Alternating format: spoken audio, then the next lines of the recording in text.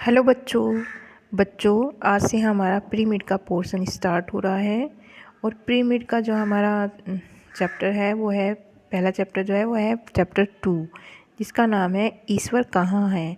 तो बच्चों, इसमें ईश्वर के बारे में सबने अपने अपने विचार प्रकट किए हैं। सभी अलग अलग धर्मों के लोगों ने इसमें बताया कि ईश्वर कहाँ है, वो ईश्वर में किस तरह से विश्वास रखते हैं। तो आइए मैं आपको इस चैप्टर के बारे में जानकारी दे देती हूँ थोड़ी सी, और आपको भी ये चैप्टर अपनी बुक में से अच्छे से रीड करना है। ओके स्टूडेंट, तो इस कहानी में बताया गया है कि ईश्वर कहाँ है, ईश्वर की खोज की कहानी है। तो इसी बारे में हम पढ़ेंगे। तो बच्चों, एक कस्बा होता है, उसके समुद्री तट पर एक कॉफ़ी हाउस था जिसमें देसी और विदेशी यात्री मल्लाह आराम से के लिए रुकते हैं। मल्लाह मतलब जो नाव चलाने वाले होते हैं, और वहीं पर रुककर वो अपने बातें भी करते थे, जलपान करते थे, और सभी अलग अलग धर्मों के लोग एक बार उसमें रुके हुए थे।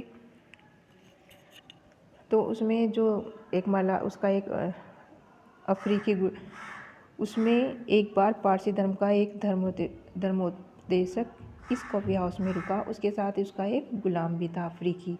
कॉफ़ी हाउस में जलपान करने के बाद उसने गुलाम से पूछा, क्या तुम बता सकते हो कि खुदा क्या है? तो उससे पूछता है, जो उसका अपने अफ्रीकी गुलाम से पूछता है, जो पारसी धर्म का धर्मोपदेशक था, कि तुम बता सकते हो कि खुदा क्या है? तो अफ्रीकी गुलाम ने तुरंत अपनी क्या करता है, वो अपनी तलवार निकाल लेता है और कहता है कि हाँ, मेरा तो खुदा क्या है, मेरी तलवार है मेरा खुदा।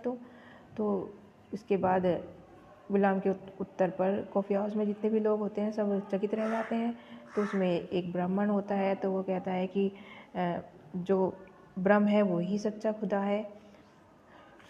उसके बाद एक ईसाई होता है, वो भी कहता है कि जो हमारे प्रोटेस्टेंट यानी कि जिन्होंने ईसाई धर्म की संस्थापना की थी वो होते हैं। तो सभी लोग वहाँ अलग अलग धर्मों के लोग होते हैं, तो सभी अपने अपने मतों के अनुसार बताते हैं कि खुदा क्या है।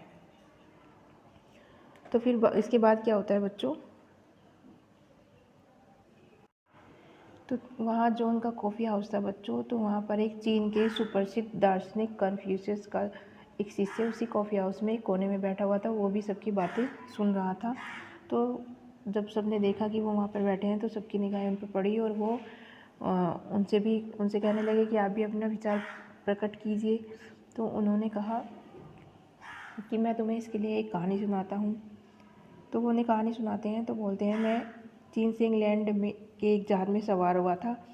जहाज़ दुनिया का चक्कर काट कर आया था। हमें कुछ साफ़ और ताज़े पानी की ज़रूरत थी, इसलिए हमारा जहाज़ सुमात्रा के समुद्र तट पर कुछ देर के लिए रुका। कुछ यात्री जहाज़ से उतरकर समुद्र के किनारे नारियल के पेड़ों के साए में आकर लेट गए। जहाज़ के यात्री एक ही देश के नागरिक नहीं थे, बल्कि सभी क्या थे, अलग अलग देश के, अलग अलग जाति धर्म के नागरिक थे। जैसे ही हम नारियल के पेड़ के नीचे आराम से लेटे, एक अंधा आदमी हमारे पास आया। बाद में हमें मालूम हुआ कि यह आदमी अंधा क्यों हो गया। दरअसल वह आदमी यह जानना चाहता था कि सूरज की रोशनी क्या है। इसके लिए वह घंटों सूरज की ओर देखता रहता था, और फलस्वरूप वह अपनी आंखों को हमेशा के लिए हाथ धो बैठा। वह आदमी क्या करता था कि वो घंटों तक सूरज की तरफ देखता था, इसी कारण उसकी आंखों की रोशनी चली गई। तब उसने अपने मन में कहा, सूरज की रोशनी कोई द्रव्य नहीं है, क्योंकि अगर वह द्रव्य होती तो इसे एक बर्तन से दूसरे बर्तन में उड़ेला जा सकता था। और न ही यह आग है, अगर आग होती तो समुद्र के पानी से बुझ जाती। न ही यह कोई ठोस और न ही यह कोई ठोस चीज़ है।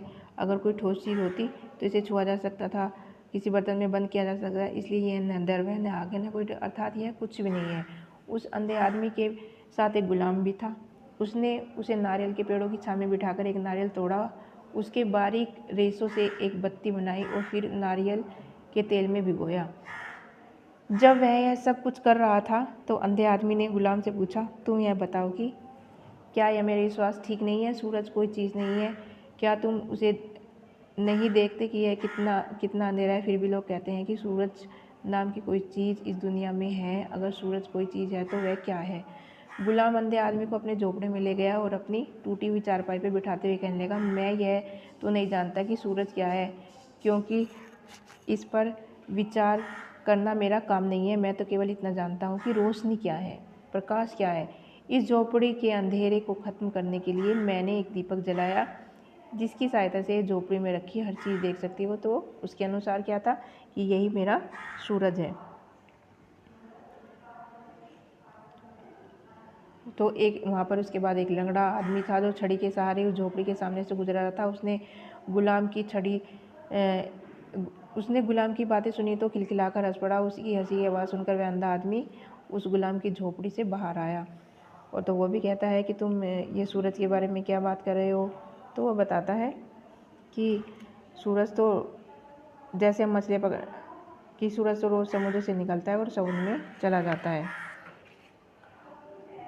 सुबह निकलता है और शाम को समुद्र में डूब जाता है। जो कुछ कह रहा हूँ बिल्कुल सही है, मैं रोज़ अपनी आंखों से देखता हूँ। फिर एक भारतीय मछुआरा था, उसने भी कहा कि समुद्र आकर बोला है, समुद्र का पानी उसे न बुझाए। दरअसल यह क्या चीज़ है कि यह बताता है कि ये इसके चक्कर लगाता है पृथ्वी। सूरज केवल हमारे देश में नहीं, सब देशों में दिखाई देता है और यह पृथ्वी के चक्कर लगाता है। लेकिन उसके साथी ने कहा, दरअसल सूरज पृथ्वी के चक्कर और चारों ओर चक्कर नहीं लगाता, बल्कि पृथ्वी सूरज के चारों ओर चक्कर लगाती है। सूरज के चारों ओर चक्कर लगाने से पृथ्वी को 24 घंटे लगते हैं। सूरज इस दुनिया को ही नहीं रोशनी देता, बल्कि चांद और सितारों को भी अपनी रोशनी से रोशन रखता है। चीनी नागरिक ने अपनी बात जारी रखते हुए कहा, जिस तरह हम सूरज के बारे में गलत सोचते आए हैं, बिल्कुल उसी तरह हम क्या करते हैं, खुदा को भी ठीक तरह से नहीं समझ पाए हैं। ओके स्टूडेंट, क्योंकि सब अपनी अलग अलग राय देते हैं। मेरे लिए खुदा ये है, मेरे लिए खुदा वो है, मेरे लिए, उसने कहा था, गुलाम ने क्या कहा था, मेरे लिए तलवार है। ठीक है, इसी तरह लोग खुदा को भी ठीक से समझ नहीं पाए हैं। लोग धार्मिक मामलों पर संकुचित दृष्टि से विचार करते हैं और धर्म की बातों को सांप्रदायिक झगड़े से करने से भी पीछे नहीं हटते। हर आदमी चाहता है कि उसका खुदा अलग हो। हर धर्म उसे अपने उपासना गृह यानी कि पूजा करने का जो कमरा होता है में बंद कर लेना चाहता है। खुदा इतना बड़ा है कि उसे किसी भी उपासना गृह में बंद कर नहीं किया जा सकता। उपासना गृह किसे कहते हैं, जो पूजा करने का हमारा जगह होती है, कमरा होता है। हिंदू कहते हैं मंदिर भगवान का घर है, मुसलमान कहते हैं मस्जिद खुदा का घर है, ईसाई गिरजे को खुदा का घर मानते हैं, है ना, होता है ना ऐसे ही। क्या ये उपासना गृह और उपासना गृह के बराबर हो सकते हैं? जो खुदा ने हम सब के लिए बनाया है वह उपासना गृह, यह दुनिया है। क्या है ये? खाली एक कोई मंदिर मस्जिद गिरजाघर नहीं है। क्या ये पूरी दुनिया ही उपासना गृह है? यह दुनिया खुदा के लिए बनाई है। यह दुनिया खुदा ने इसलिए बनाई है कि सब लोग इसे अपना मिला जुला घर समझें और मिलजुल कर रहें, एक दूसरे से प्यार और मोहब्बत करना सीखें। हमें दूसरे धर्मों को अपने धर्म से नीचा नहीं समझना चाहिए। दूसरे धर्मों की आलोचना यानी कि बुराई नहीं करनी चाहिए। आलोचना करने से मनुष्य में सांप्रदायिक भावनाएं जागती हैं। इसलिए हम सबका यह परम धर्म है कि हम अपने धर्म के साथ साथ धर्मों का आदर करना सीखें, क्योंकि सभी धर्म इंसान को इंसान से प्रेम करना सिखाते हैं, घृणा करना नहीं सिखाते। चीनी नागरिक की बातें सुनकर कॉफ़ी हाउस में उपस्थित सब लोग, जो खुदा क्या है विषय पर बहस कर रहे थे, खामोश हो जाते हैं। फिर उनमें एक बात पर झगड़ा नहीं हुआ कि किसका विश्वास सही है और किसका गलत है। ओके बच्चों, तो आपको यहाँ से क्या शिक्षा मिलती है कि क्या है, खुदा सबका एक है। उसे किसी कमरे में या उपासना गृह तक सीमित नहीं रखना है। उसके लिए पूरी दुनिया ही उपासना गृह है। तो हमें किसी की धर्म को छोटा बड़ा नहीं समझना चाहिए, सब में विश्वास रखना चाहिए। ओके स्टूडेंट, तो आपको ये चैप्टर अपनी बुक में से रीड करना है, 2 टाइम्स रीड करना है, तभी आपको ये समझ में आएगा। इसके बाद में आपको इसका क्वेश्चन आंसर बुक वगैरह फिल करने के लिए भेजूँगी। Okay student, thank you.